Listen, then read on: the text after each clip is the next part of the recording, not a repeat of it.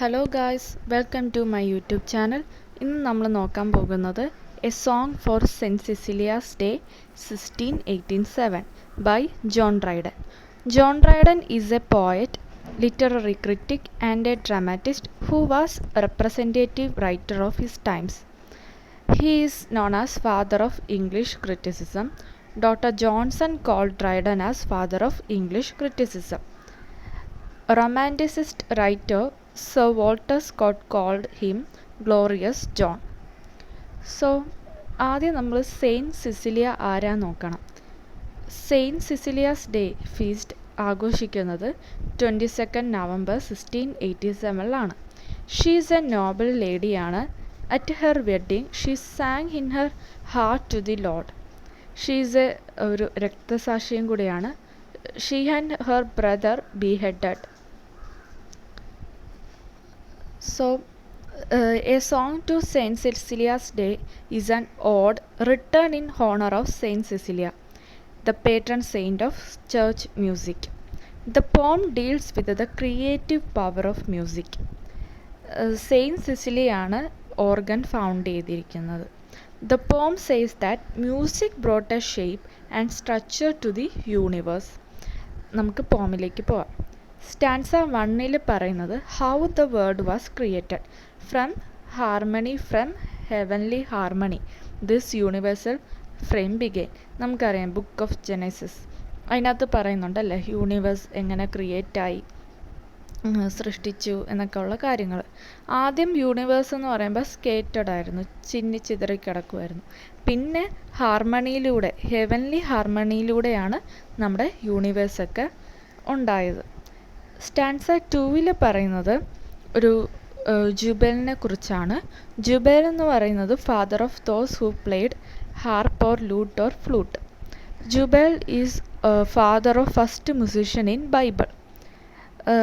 പിന്നെ സെക്കൻഡ് സ്റ്റാൻസയിൽ പറയുന്നത് പവർ ഓഫ് മ്യൂസിക്കിനെ പറ്റിയാണ് പിന്നെ കൂടുതലായിട്ടും പറയുന്നത്.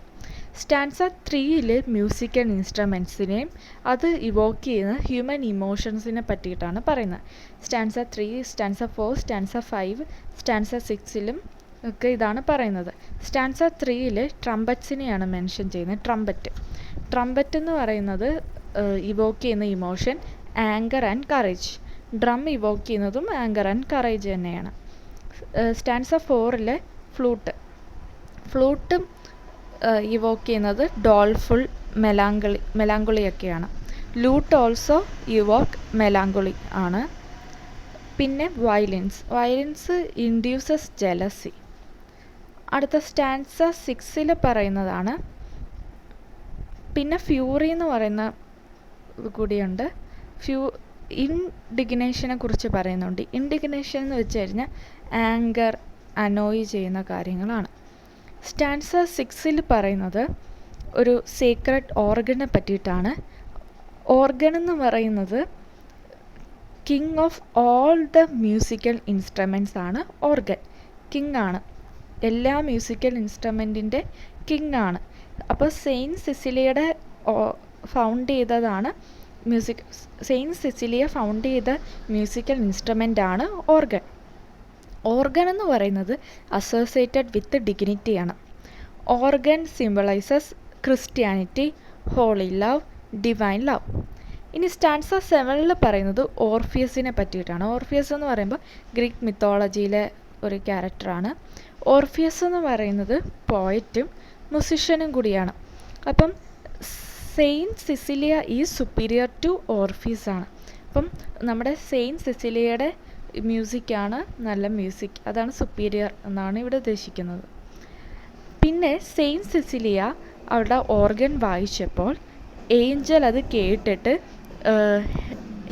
ഹെവനെന്ന് തെറ്റിദ്ധരിച്ച് എർത്തിലേക്ക് വന്നു എന്നാണ് പറയുന്നത്. അപ്പോൾ അത്രയ്ക്കും നല്ല വോക്കലായിരിക്കും അത്.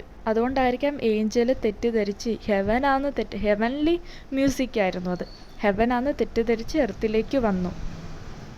ഇനി ഗ്രാൻഡ് കോറസിൽ പറയുന്നത് ഡ്രൈഡൻ ഒരു പ്രൊഫസി മേഡ് ചെയ്തിരിക്കുകയാണ്. പ്രൊഫസി എന്ന് പറയുമ്പോൾ അറിയാലോ, ഭാവി പ്രവചിക്കുന്നത്. ആ പ്രൊഫസി എന്ന് പറയുമ്പം at the end of the വേൾഡിൽ ഗോഡ് വിൽ കം അഗെയിൻ, ലോകം അവസാനിക്കുമ്പോൾ ദൈവം ഇനിയും വരും. ദ യൂണിവേഴ്സ് വിൽ റീബിൽഡ്, ഇപ്പോൾ ഉണ്ടായിരുന്ന യൂണിവേഴ്സ് റീബിൽറ്റ് ആകും. അതാണ് പ്രൊഫസി. ആ പ്രൊഫസിയോടെയാണ് ഈ പോം നിർത്തുന്നത്. അപ്പം ഇത്രയേ ഉള്ളൂ. പോം. Thank you.